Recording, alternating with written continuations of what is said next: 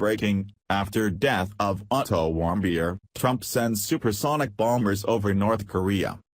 South Korea says the United States has flown 2 supersonic bombers over the Korean Peninsula in a show of force during joint military drills. U.S. and South Korean warplanes regularly conduct drills, but Tuesday's flights came shortly after the death of a U.S. college student who was recently released by North Korea in a coma following more than 17 months of captivity. Seoul's defense ministry said the B-1B bombers were part of routine exercises with South Korea aimed at showing deterrence against North Korea.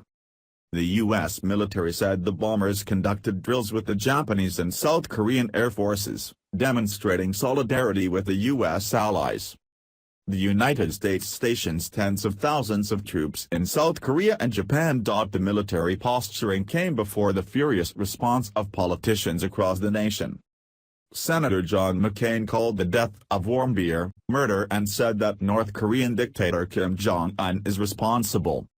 Warmbier, the American university student held prisoner in North Korea for 17 months, died at a Cincinnati hospital on Monday, just days after he was released from captivity in a coma, his family said. Otto Warmbier, 22, who was arrested in North Korea while visiting as a tourist, had been described by doctors caring for him last week as having extensive brain damage that left him in a state of unresponsive wakefulness.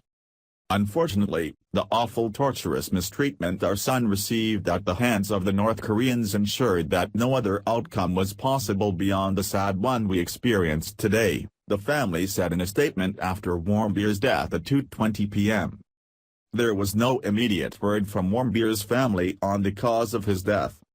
The circumstances of his detention in North Korea and what medical treatment he may have received there remained a mystery, but relatives have said his condition suggested that he had been physically abused by his captors.